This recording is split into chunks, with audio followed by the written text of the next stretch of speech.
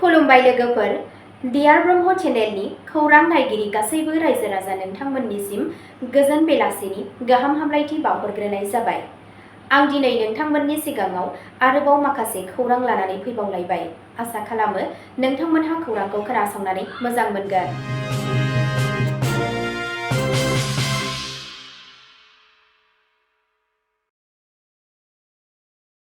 दिनैनि गाहाय रादाबफोराव दङ। दिनै आसामा जुबिन गार्गखौ गोसो गोरबोजों जोबथा बिदाय होबाय।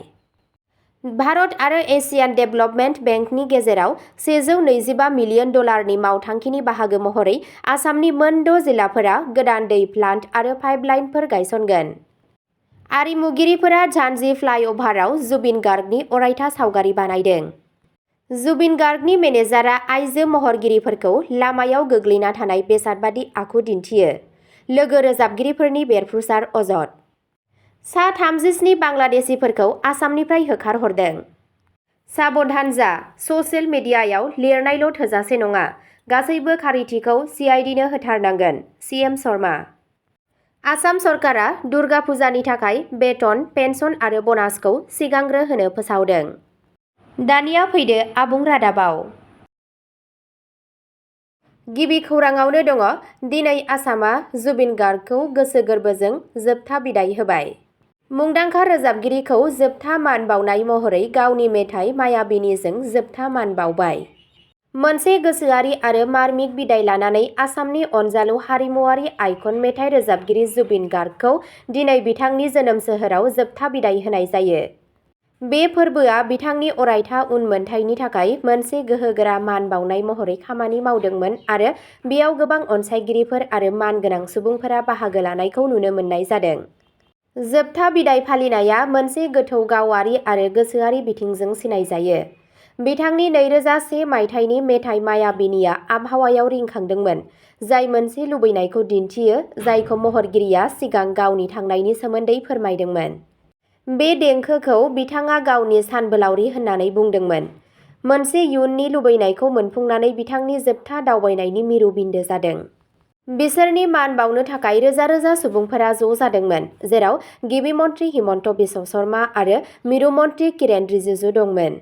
गोथै देहा सावनाय हाबाफारिखौ बिथांनि बिब' आरो बिथांनि मेन्टिआ सामलायदोंमोन। लोगोसे बिथांनि बिसियाबो नुजाथिदों।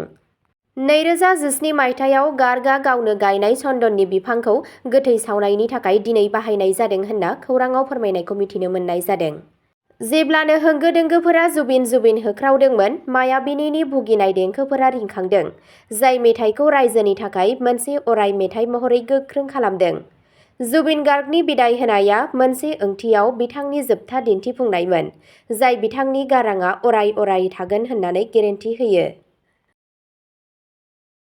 नैथि खौराङाव दङ। भारत आरो एसियान डेभेलपमेन्ट बेंकनि गेजेराव 125 मिलियन डलारनि मावथांखिनि बाहागो महरै आसामनि मोन 6 जिल्लाफोरा गोदान दै प्लान्ट आरो पाइपलाइनफोर गायसनगोन। आसामनि मोन 6 जिल्लाफोराव गोदान दै प्लान्ट आरो पाइपलाइनफोर मोननो थाखाय थियारि खालामनाय जादों। बेयो एसियान डेभेलपमेन्ट बेंक एबा एडिबि निफ्राय 125 मिलियन डलारनि दाहारजों फुनजिजानाय मोनसे गोदान मावथांखिनि बाहागो। आसाम नोगोरारि खोन्दो जौगाखां मावथांखि मुं होनाय बे मावथांखिया बरपेटा, बङाइगाव, धुबुरी, गवालपारा, गलाघाट आरो नलबारि जिल्लानि गाहाय मावख'फोराव प्राय 3,60,000 थागिरिफोरनो गोग्गो आरो फोथायजाथाव दै जगायनो थाखाय थियारि जागोन होनना खौराङाव मिथिनो मोननाय जादों। बेनि थांखिया जादों सानफ्रोमबोनि गासै 72 मिलियन लिटार दैखौ सामलायनो हानाय मोन 6 गोदान दै सोदांनायनि सुबिदाफोर लुफुंनाय। बेनि अनगायैबो 800 किल'मिटार गोलाव गोदान दैनि पाइपलाइन लागायनाय जागोन। बेनि अनगायैबो दैनि बाहायनायखौ नोजोर होनो आरो दैनि गाज्रि जानायखौ खम खालामनो थाखाय मोनसे मनिटरिं सिस्टेम फसंनाय जागोन। बे हाबाफारिनि गेजेरजों गुवाहाटीआव दै बानाखौ खमायनो थाखाय बारहुंखानि दै सामलायनायखौबो बांहोगोन। बे गोरोबथायाव बावैसो भारत सरकार आरो एसियान डेभेलपमेन्ट बेंकनि थान्दैफोरा सागान होदोंमोन। गाहाय थांखिया आसामाव नोगोरारि बिथायारि सानज'थाय आरो खुंथायखौ बांहोनाय। थामथि खौराङाव दङ। आरिमुगिरिफोरा झान्सि फ्लाइअभाराव जुबिन गार्गनि अरायथा सावगारि बानायदों। गासै हादोरसानि गोसोखौ बोनो हानाय मोनसे गोसो गोरबोजों मान बावनानै आसामनि जरहाटआव थानाय महरगिरिफोरनि मोनसे जथाया गोदानै लुफुंजानाय झान्सी फ्लाइअभारनि इन्जुरफोराव बिथांनि महरखौ आखिनानै देंखोगिरि जुबिन गार्गखौ अरायनि थाखाय मान बावदों। महरगिरिफोरा फ्लाइअभारखौ गावसोरनि केनभास महरै बाहायदों।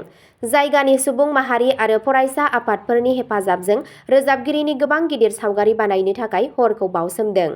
बे आरिमुआरि, जाय दा माहारियारि राजालामायाव 37आव मोनसे मख'जाथाव नुजाथिनाय, गार्गनि थैनायनि उनाव गासै ओनसोलाव मोनदांनाय गोथौ दुखुनि मोनसे गोथार दिन्थिफुंनाय होनना साननो हायो।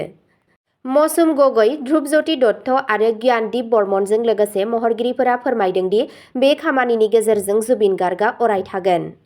महरगिरि आरो जायगानि मददगिरिफोरजों रां होजानाय बे गोसो गोरबोजों मान बावनाय बे गोथार मान बावनायखौ सासे गेदेमानि थाखाय सुबुंफोरनि मान बावनाय महरै सिनायथि होनाय जादों, जायखौ गोबां सुबुंफोरा अनसायदों। ब्रैथि खौराङाव दङ जुबिन गार्गनि मेनेजारआ आइजो महरगिरिखौ लामायाव गोग्लैना थानाय बेसादबादि आखु दिन्थियो। लोगो रोजाबगिरिफोरनि बेरफ्रुसार अजद। असमिया महरगिरि जुबिन गार्गनि रुंसारि जानाया मोनसे सोमोनांथाव थुनफावथायखौ जोनोम होदों। बे जाथायनि उनाव आरोबाव मोनसे अजद सोराङाव फैदों। अजद आरो सन्देहनि सायाव बिथा खालामनानै सोरखारा रायजो राजाफोरा जेखौ दाबि खालामदों बेखौनो खालामगासिनो दं। जुबिन गार्गनि रुंसारि जानायनि उनाव बावैसो सिगां मोनसे आपडेटआव मेथाइ रोजाबगिरि स्वीटी दासआ मेनेजमेन्ट दोलोनि सायाव गोख्रों अजद होदों। मोनसे भिडिअ' बिबुंसारनि गेजेरजों दास बिथाङा बुङो दि रुंसारि रोजाबगिरिनि सामलायगिरि श्यामकानु महन्तआ सा-सानजा ओनसोलनि महरगिरिफोरनि खाबु लायो आरो बिसोरनि मोननांगौ दान बान्थाफोरखौ लाखिना लाखियो। दास बिथाङा बेखौबो अजद होदों दि जुबिन गार्गआ गावनो महन्तनि खामानिजों गोजोननाय मोनाखैमोन। बेजों लोगोसे बिथाङा गुबुन सासे मेनेजार सिद्धार्थ शर्माखौ आइजो महरगिरिफोरजों गाज्रि आखु दिन्थिनायनि अजद होदों। दास बिथाङा बुङो दि शर्मा बिथाङा सासे फेलें मेनेजारमोन आरो जुबिन गार्गआनो गुबैयै बिथांमोननि खामानिखौ सामलायदोंमोन। बेफोर अजदफोरा ससियेल मिडियानि प्लेटफर्मफोराव गुवारै सावरायनायखौ नुनो मोननाय जादों। बाथि खौराङाव दङ सा-37 बांलादेशीफोरखौ आसामनिफ्राय होखारहरदों आरो हाबसनफैग्राफोरनि हेंथायै गोख्रों राहा लानो समायखिरा लादों। मोनसे थिरांथा गोनां थांखि लानानै सोरखारा आयेन बेरेखायै हाबफैनाय सुबुंफोरनि हेंथायै गोख्रों नाजानायनि बाहागो महरै सा-37 बांलादेशनि नोगोरारिफोरखौ दैथायहरफिनदों। आसाम चिफ मिनिस्टार हिमन्त बिश्व शर्माया श्रीभूमि सेक्टराव जानाय अपारेशनखौ फोरमायदों। गिबि मन्थ्रिया बुङो दि हादोरसायाव दासान्दि मोनफ्रोमबो सप्तायाव 35निफ्राय 40 सुबुंफोरखौ दैथायहरगासिनो दं। बिथाङा गोख्रोङै बुंदोंमोन दि बे गोदान राहाया सरासनस्रा आयेनारि हादोरनिफ्राय दैथायहरनायनि आदबनिफ्राय बारग'यो, जायनि थाखाय थाबैनो फिन्नाय होनो हायो। शर्माया बे अपारेशननि सावगारिफोरखौ ससियेल मिडियायाव पस्ट खालामनानै खोथा होदों दि गासैबो गोसो गैयै आलासिफोरखौ एखे आखु दिन्थिनाय जागोन। सोरखारा हादोरसानिफ्राय आयेन बेरेखायै हाबफैनाय सुबुंफोरखौ नागिरनो आरो फोजोबस्रांनो थाखाय बावसोमदों, जाय मोनसे गुदि नोजोर होगासिनो दं, मानोना मावख'गिरिफोरा सिगांथिं गोख्रों राहा लानायनि खोथा होदों। द'थि खौराङाव दङ साबधान जा, ससियेल मिडियायाव लिरनायल' थोजासे नङा, गासैबो खारिथिखौ सिआइडिनो होथारनांगोन, सिएम शर्मा बिथाङा बुंदों। महरगिरि जुबिन गार्गनि थैनायखौ रायजो राजाफोरा गोरलैयै लानो हायाखै। खायसेया ससियेल मिडियायाव दायनिगिरिफोरनि सायाव रागा जोंखांदों, जेराव खायसेया बिथांनि थैनायखौ मोनसे सानथांखि खालामनानै बुथारनाय होनना अजद होदों आरो नायबिजिरनायनि दाबि खालामदों, नाथाय खायसेया जुबिननि बिसि गरिमानि सायाव नोजोर होदों। हादोरसानि दानि थासारिखौ नोजोर होनानै हिमन्त बिश्व शर्मा सोरखारा गोबां गोनांथार थिरांथाफोर लादों। मैया मोनाबिलियाव गिबि मन्थ्रि हिमन्त बिश्व शर्मा बिथाङा मोनसे खौरांगिरि मेलनि गेजेरजों बुङो दि थांनाय सानथामाव गेदेमा रोजाबगिरिखौ मान गैयै खालामग्राफोरनि सायाव खुंथाया राहा लागोन। श्री शर्मा बिथाङा बुङो दि गोथै देहा सावनाय हाबाफारिखौ फोजोबनायनि उनाव हमनायनि हाबाफारिया जागायगोन। बिथाङा जुबिन गार्गजों लोब्बा थानाय जाथायजों लोब्बा थानाय जायफोरनाव माबाफोर खौरां दं, बिथांमोनखौ सिआइडिनो फोरमायनो खावलायो। बेजों लोगोसे जायफोरा दान्थे-बिदान्थे सोमजिहोदों, बिथांमोनहाबो नायबिजिरनायाव मोगा-मोगि जानो गोनां जागोन। माखासे सुबुंफोरा ससियेल मिडियायाव गरिमा शइकिया गार्गनि हेंथायै साबजाथावै बाथ्रा लिरनो हमदों। बेखौ मख'नानै गिबि मन्थ्रिया बुङो दि बे आयदाखौबो गोथौवै लानांगौ। जायफोरा ससियेल मिडियायाव लिरदों, बिथांमोनखौ सिआइडिनो रिपर्ट खालामनाय जागोन। सोरखारा खारिथिनि सायाव बिथा खालामनानै होनाय गासैबो बिबुंथिफोरखौ मान होनानै लागोन। बिथाङा मोनसे खौरांगिरि मेलनि गेजेरजों फोसावो दि जुदि सोरबा जुबिनखौ अनादार खालामोब्ला बिसोरखौ हमनो थाखाय बिथोन होदों। स्निथि खौराङाव दङ आसाम सोरखारा दुर्गा फुजानि थाखाय बेथन, पेन्सन आरो ब'नासखौ सिगांग्रो होनो फोसावदों। दुर्गा फुजा फालिनायनि एसे सिगां सोरखारा हादोरसानि मावफारियाफोरनि बेथन आरो पेन्सनखौ थाबैनो होगोन होनना फोसावदों। बेनि अनगायैबो सोरखारा Assam tea corporation limited (ATCL) बागाननि 9,500 मावफारियाफोरनो 20% ब'नास होनो फोसावदों।